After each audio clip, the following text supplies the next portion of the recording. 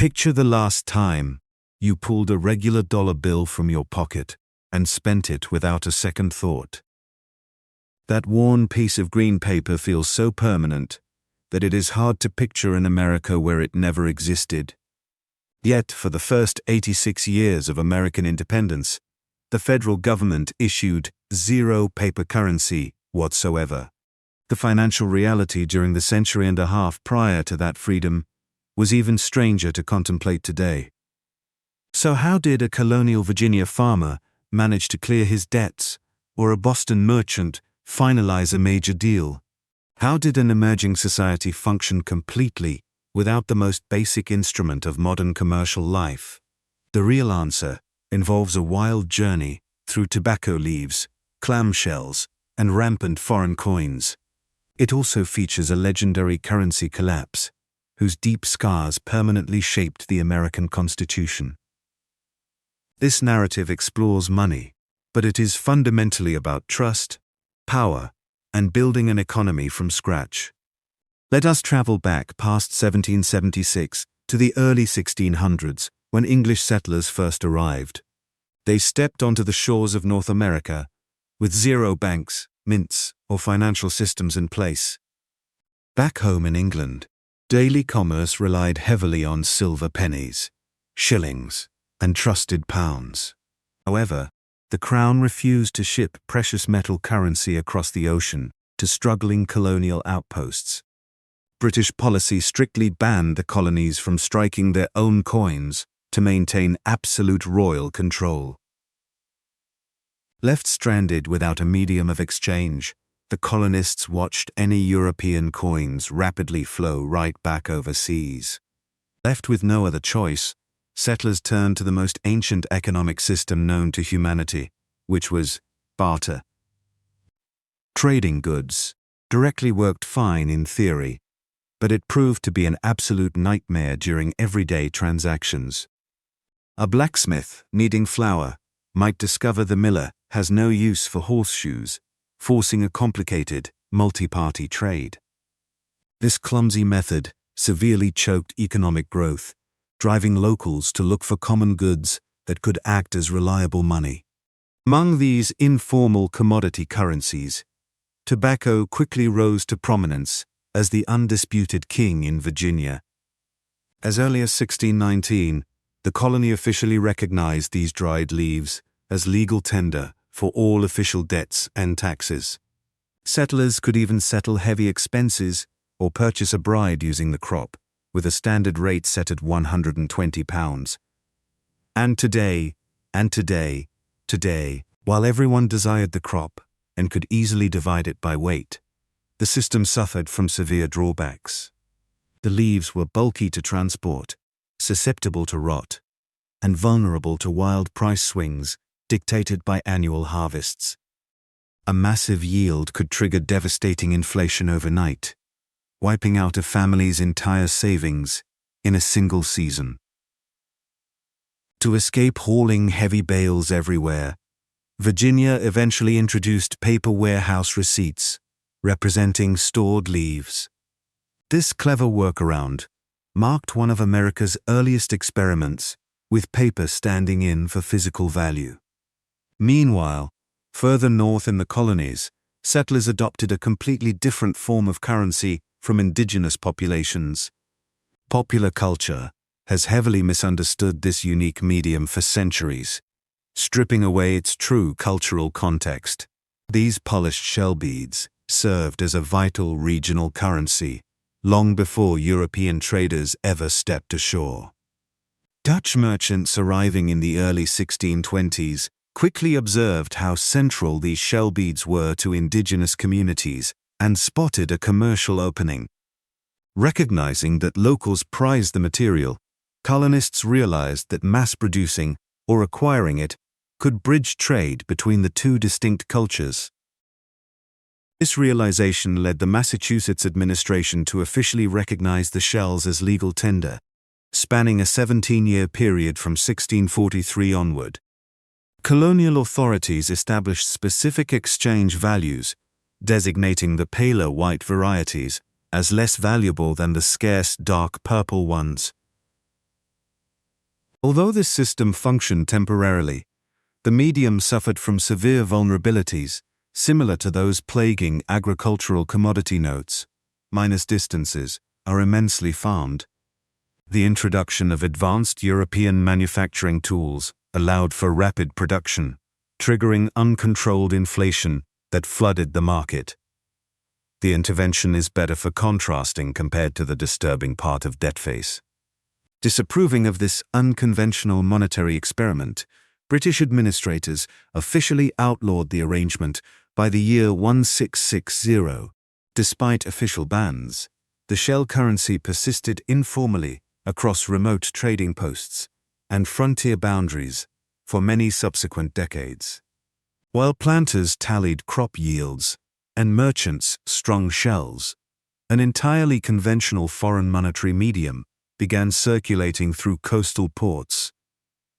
Forged from rich New World silver mines, the Spanish milled dollar emerged as one of the most trusted currencies globally. Purity standards and reliable weight made this legendary piece of 8 universally accepted across international trade routes, spanning multiple continents. Due to a severe shortage of official English coinage, this Spanish silver piece naturally filled the void as a de facto standard. Merchants residing in bustling port settlements from Charleston up to New York relied heavily on these silver coins for major transactions. The widespread circulation of this foreign currency provided much-needed stability to an otherwise fractured colonial economic landscape. However, navigating everyday commerce with these heavy silver pieces presented a unique logistical challenge whenever precise change was required. To overcome the challenge of making precise change with heavy silver, people literally sliced the coins into physical fragments. Since each dollar consisted of 8 reales, individuals could easily chop the currency into halves, quarters, or eighths. Those smaller eighth slices became universally known as bits, creating the historical origin behind the familiar phrase, 2 bits. This Spanish currency became so deeply entrenched in daily commerce that the United States later modeled its own monetary system directly upon it.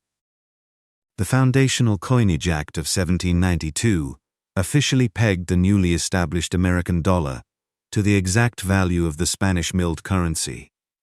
Diameter, the legendary elementary form. Remarkably, these foreign silver pieces maintained their legal tender status within the United States all the way until 1857. However, as local trade expanded rapidly, the reliance on foreign coins and physical commodities eventually reached its absolute limit. Faced with a growing need for a flexible money supply, the Massachusetts Bay Colony took a radically unprecedented step in 1690.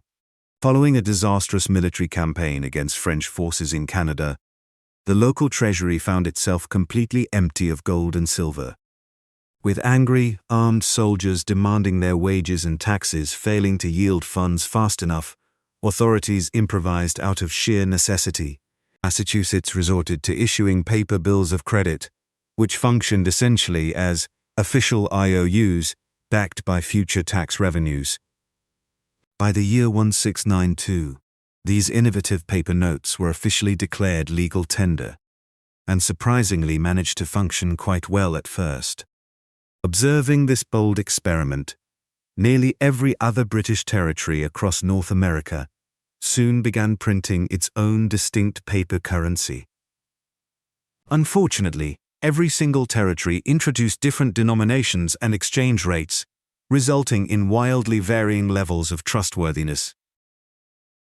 For merchants attempting to conduct trade across territorial borders, this chaotic patchwork of varying notes quickly turned into a logistical nightmare. Like the Gaza-Sinai correlative soul, certain colonies eventually yielded to temptation, flooding circulation with paper money far beyond their capacity to redeem. Whenever a region overproduced currency, its purchasing power crashed instantly, destroying the life savings of everyday holders. Alarmed by this mounting fiscal instability, the British Parliament intervened in 1751 by restricting New England's paper credit. DF is corner coupon board. A much harsher measure followed in 1764, extending these strict monetary prohibitions across all the American colonies. Enraged settlers viewed this interference as a direct assault on their local economic autonomy and freedom. While often overshadowed by later tea and stamp taxes, these currency regulations deeply stoked revolutionary resentment. When the Continental Congress convened in 1775 to organize defense efforts, they confronted an immediate financial crisis. Prisler, class5.co.uk, put notice that selective comparing defenses. Military campaigns required massive funding, yet the newborn Congress held zero authority to collect taxes from the population. Securing external loans proved nearly impossible while fighting the globe's dominant military empire with makeshift rebel forces. With precious metal coins scarce and credit virtually non-existent, leaders turned back to the familiar mechanism of paper money. By June 1775, lawmakers authorized $2 million in a novel currency known officially as the Continental Dollar. Designated in Spanish milled units, these bills promised eventual redemption through future state-level tax collections. Although the theoretical framework seemed sound, the practical implementation quickly devolved into a complete catastrophe. Emberg takes time for a matter of seconds. Individual states neglected their collection duties, while simultaneously printing competing local notes that saturated markets. Desperate to sustain military supply lines, Congress kept the presses running until $241 million flooded the economy. Before the Revolution, the entire colonial output was only a tiny fraction of that staggering monetary mass. Predictably, the real-world value of these notes evaporated almost overnight as prices soared to absurd heights. A pair of ordinary shoes suddenly demanded hundreds of dollars, making basic goods nearly unaffordable. Entire wagon loads of paper currency were barely enough to secure basic provisions for Washington's struggling troops. Public mockery reached new lows when a Philadelphia barber famously used the worthless bills to wallpaper his shop. In another instance, citizens mocked the failed money by parading a tarred dog covered in the notes through town. This fiasco birthed the enduring idiom not worth a continental to describe absolute and utter worthlessness. By 1781, exchange rates plunged so drastically that a silver coin traded for 1,000 paper dollars. Congress finally conceded defeat by permitting debts to be cleared at a humiliating 40-to-1 ratio. Ordinary citizens, hard-working soldiers, and faithful farmers were left holding massive stacks of financial ruin. When delegates convened in Philadelphia in 1787, this catastrophic memory heavily shaped their constitutional debates.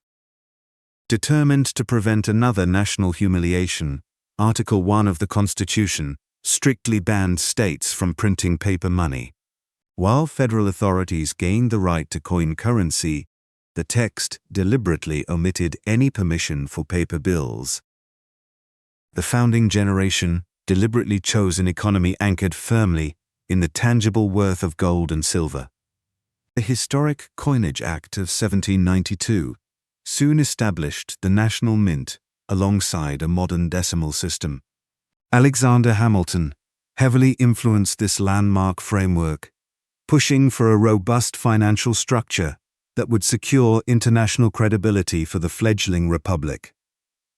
Every single coin was designed to contain a precise, verifiable amount of precious metal, ensuring its worth was embedded directly within the object. To safeguard this integrity, penalties for tampering were draconian, meaning any mint official caught altering precious metal content faced the death penalty. Along with this powerful life, he accused his fellow objects.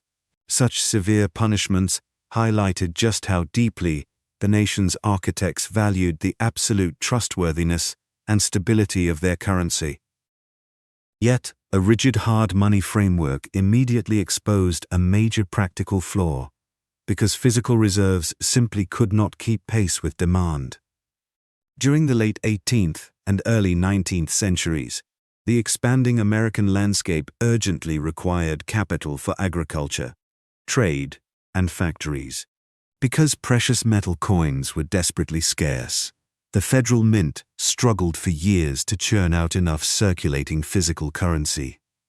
During its very first full year of production, the facility managed to release only a modest total of slightly more than 11,000 copper cents. The coach researched himself processed the steep changes by speaking to players' answers. Gold and silver pieces proved remarkably difficult to maintain in everyday circulation because citizens constantly hoarded or shipped them away. This comes with intense failures of ordinary. The legislative ratio between silver and gold stood at 15-1, but global markets maintained a completely different valuation. Consequently, domestic gold coins held greater worth as raw material than as official legal tender, prompting widespread melting and overseas exportation. Faced with this massive drain, lawmakers eventually had to halt the production of silver dollars and gold eagles entirely for several years. Even with the national mint fully operational, the young country continuously suffered from a severe lack of adequate circulating money. As a result, a colorful mix of foreign tender like French francs and British guineas continued flowing freely through domestic commerce. This heavy reliance on international currency persisted for decades, proving that a purely metallic standard could not satisfy a growing nation. To bridge the severe monetary gap, private institutions eagerly stepped into the void as the new century progressed. State-chartered lenders began circulating their own paper bills during the early 1800s to keep commerce moving. By their names, historically grand and beautiful people, surgeries forbidden to have their carving. These notes functioned essentially as private promises rather than government-backed legal tender. Holders could theoretically exchange the paper certificates for actual gold or silver coin directly at the issuing institution. Although the underlying concept allowed the money supply to grow, daily execution quickly spiraled into absolute confusion. More than 90 state-regulated banks were printing independent money by 1810, and that total tripled within a single decade. By the 1830s, hundreds of additional issuers joined the market with entirely unique designs and varied denominations. Each individual banknote, traded at fluctuating rates, determined heavily by the issuer's local reputation and physical distance. A strong Philadelphia note might hold full value locally, yet suffer deep discounts in rural regions. Merchants and hard-working tradespeople faced a bewildering daily challenge trying to evaluate these countless distinct currencies. Evaluating the creditworthiness of distant issuing institutions demanded specialized expertise and constant vigilance from shopkeepers. This chaotic environment ultimately gave birth to specialized pocket guides known as bank note reporters. Store owners kept these compact directories resting right on their counters to check current discount rates and spot counterfeits. At its peak, the nation contended with over 8,000 distinct varieties of circulating paper money. That staggering total exceeded the number of unique currency types found across the entire globe today, inviting rampant forgery. Because authentic designs were so scarce, producing fake bills essentially morphed into a widespread national pastime. Historical estimates suggest that roughly 35% of all paper money during this era was completely fraudulent. Consumers faced a staggering reality where every third bill they handled could be a forgery. Swindlers barely needed advanced artistic talents or sophisticated presses to pull off their schemes. A crude imitation of a rural Indiana banknote easily fooled merchants thousands of miles away. Spanning from 1837 to 1863, this chaotic time frame earned the fitting title of the free banking era. This financial Wild West emerged directly after Andrew Jackson dismantled the Second Bank of the United States. To grasp his aggressive crusade, one must look closely at Jackson's background as a frontier war hero. He harbored an intense, personal aversion toward financial institutions and paper currency alike. Accepting worthless paper for land early in his life left deep financial scars he never forgot. Convinced that only tangible gold and silver constituted legitimate wealth, he championed hard specie exclusively. Established in 1816, the Second Bank of the United States initially aimed to stabilize this monetary chaos. Operating as a hybrid public-private entity from Philadelphia, it functioned as the federal government's primary fiscal agent. By compelling state institutions to redeem notes in metal currency, the central bank effectively regulated national credit. Guided by Nicholas Biddle starting in 1823, the institution successfully checked inflation and unified the currency. Through this clever mechanism, the institution could either contract the money supply by demanding specie or encourage lending by holding on to local notes. However, President Andrew Jackson viewed the powerful financial establishment as a dangerous monster that threatened the republic. He argued that it unjustly concentrated immense economic authority among an exclusive northeastern elite, while neglecting common laborers and farmers. When the president rejected the institution's recharter bill in 1832, he issued a historic address, framing the move as a defense of liberty. With the official charter lapsing in 1836, the nation remained entirely without a central bank for nearly 8 decades until the Federal Reserve emerged. The aftermath of this monumental confrontation triggered the very financial disorder that proponents of the institution had repeatedly warned against. As local jurisdictions rushed to fill the vacuum, numerous states enacted lenient free banking legislation, allowing virtually anyone to issue currency. This chaotic period birthed the notorious wildcat banks, often established in extremely remote wilderness locations, to discourage note redemption. While some establishments operated honestly, countless others functioned purely as fraudulent schemes designed to deceive the public. Inspectors auditing frontier reserves occasionally discovered barrels packed with scrap iron and nails beneath a deceptive top layer of genuine coins.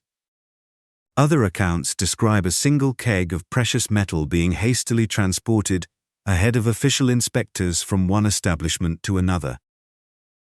Fraudulent operators would distribute massive quantities of decorative paper currency before suddenly vanishing and leaving holders with worthless scraps. He is not going down by buried compounds. This proliferation of unbacked currency was not restricted to traditional banking institutions alone. Throughout the expanding frontier economy, municipal governments, local counties, railroad companies, and private merchants also joined in printing their own circulating tender. The absence of federal oversight meant that consumers navigated a bewildering labyrinth of varying paper values, with virtually no security. Federal inspectors, uncovering bank vaults, often found heavy barrels packed with iron nails, topped with only a shallow layer of real coins. Shifty operators even carted the exact same decoy keg from one fraudulent institution to another, constantly staying one step ahead of official verification. When major financial panics struck in 1837 and 1857, wave after wave of vulnerable institutions collapsed, wiping out working-class savings overnight. Ordinary citizens faced an absolute logistical nightmare, forced to navigate a chaotic market where money lost 20% of its value just crossing town lines. Imagine a hard-working farmer trading his entire seasonal harvest for banknotes, only to discover weeks later that the issuing institution had completely vanished. Such devastating experiences were not isolated anomalies, but rather the grim, everyday reality of American commerce for nearly 30 exhausting years. This chaotic financial landscape was suddenly thrust into an unprecedented crisis when the nation plunged into the devastating Civil War of 1861. The federal government faced an overwhelming fiscal earthquake, requiring massive funding to support gargantuan armies and equipment purchases that completely dwarfed prior budgets. Realizing the old system of scattered private banknotes was entirely useless, Congress authorized the Treasury to print $250 million in demand notes. These new paper bills were theoretically designed to bridge a temporary funding gap while functioning as reliable currency, redeemable for precious metals. For warranty in August 2021, however, this ambitious emergency plan harbored a fatal flaw, as the Treasury quickly failed to keep pace with relentless demands for physical gold. By December of 1861, dwindling metal reserves forced the government into the humiliating position of suspending standard coin redemptions altogether. Their measures for more than 25 nights carbon dioxide. As confidence crumbled, these supposed gold-equivalent notes rapidly began sliding in value, signaling that patchwork fixes were no longer working. The survival of the entire republic demanded far more aggressive measures to handle the crushing financial burden of a divided nation at war. This mounting fiscal pressure ultimately pushed Congress to pass the monumental Legal Tender Act on February 25, 1862. These bills featured striking green ink on their backs, instantly earning them a permanent nickname that defined an era. Although the initial authorization began at $150 million, the massive financial demands of the ongoing conflict proved insatiable. Two subsequent legislative acts quickly followed in the coming months, pumping hundreds of millions more into circulation. By the conclusion of the war, nearly $450 million in paper currency had thoroughly flooded the national economy. But for over 500 years, dark individuals, naturally, acceptance of this new fiat money was far from universal across the entire divided nation. Out west, states rich in gold fiercely resisted the shift and insisted on continuing commerce exclusively in precious coin. Many citizens harbored deep anxieties, fearing these bills would repeat the catastrophic collapse of the old continental currency. These widespread fears were not entirely unfounded, as the growing money supply directly triggered a sharp decline in value. By the summer of 1864, a single paper dollar plummeted until it traded for barely 35 cents in gold. It had to be an army of this number, and it had to be an opportunity. Soaring inflation drove prices upward, steadily eroding the daily purchasing power of ordinary working families. Even worse, brave soldiers, fighting on the front lines, received compensation worth only a fraction of its original worth.